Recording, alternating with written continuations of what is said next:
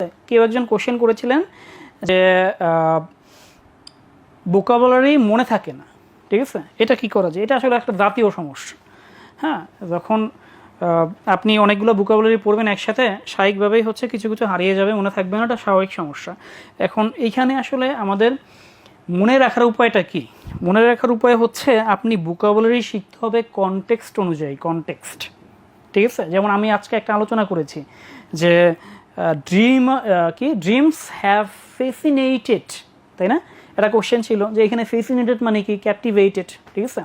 তো এখানে এরকম কনটেক্সট, সেন্টেন্স অনুযায়ী আপনাকে ভোকাবুলারি শিখতে হবে। আপনি যদি শুধুমাত্র ওয়ার্ড এবং শব্দার্থ শেখেন তাহলে ওইটা মনে থাকে কম।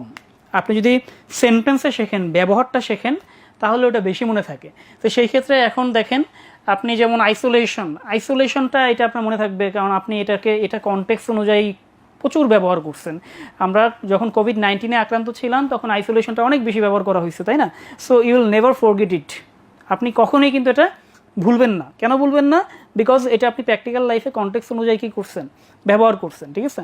সো এরকম এখন কথা হচ্ছে আমার যে আমি 200-300 ভোকাবুলারি শিখতেছি, সব কি কনটেক্সট অনুযায়ী আসলে ব্যবহার করা সম্ভব কিনা। তো এইটা আমার মনে হয় আপনাদের যেই সময়টা আছে এই সময়ে সম্ভব। আপনি জাস্ট একটা মেক সেন্টেন্স একটা রেখে দেন। দাবিতে রিটেনের মেক সেন্টেন্সটা লাগে, আপনি তো আর রিটেন দিচ্ছেন না, বাট মেক সেন্টেন্সটা একটু রেখে দেন জাস্ট আপনার কিসের জন্য, বোঝার জন্য। অথবা অ্যাটলিস্ট আপনি একটা ফ্রেজ লিখে দেন, ফ্রেজ, পুরো সেন্টেন্স না লিখলে একটা ফ্রেজ লিখে দেন, ঠিক আছে। যেমন আমরা কি বলতে পারি, যদি বলি এইটা দেখেন, ইল ফেইটেড, নিচের দিকে দেখেন, ইল ফেইটেড লেখা বোঝা যাচ্ছে কিনা আই এম নট শিওর। ইল ফেইটেড মানে কি বলেন দেখি? ইল ফেইটেড মানে হচ্ছে দুর্ভাগ্য। ইল মানে কি? মন্দ। ফেইটেড মানে কি? ভাগ্য। ইল ফেইটেড মানে হচ্ছে দুর্ভাগ্য।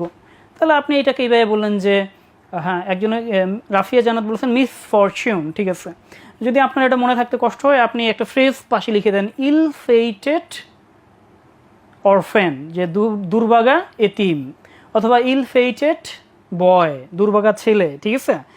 এরকম কিছু একটা আপনি আপনার বোঝার সুবিধার্থে এইভাবে লিখে দেন। যদি পুরো সেন্টেন্স আপনি নাও লেখেন, সেন্টেন্স লিখতে বলে সবচেয়ে ভালো। আর যদি সেটা না পারেন, একটা ফ্রেজ যেটা দিয়ে আপনি আসলে বুঝেন যে এটার অর্থটা আসলে কি। আপনি বাংলা না দেখেই ওই ফ্রেজটা দেখলেই বুঝবেন যে এটা আসলে অর্থটা কি, ঠিক আছে। দিস ইজ স্কিলস, এটাই হচ্ছে স্কিল। আমি বুক মানি বই, গুড মানি ভালো, ক্যাট মানি বিড়াল, এইভাবে আপনি আসলে শব্দার্থ শিখে শেষ করতে পারবেন না, এবং এই শব্দার্থগুলো আসলে খুব বেশি আমাদের মাথায় আসলে লাস্ট করেও না, ঠিক আছে।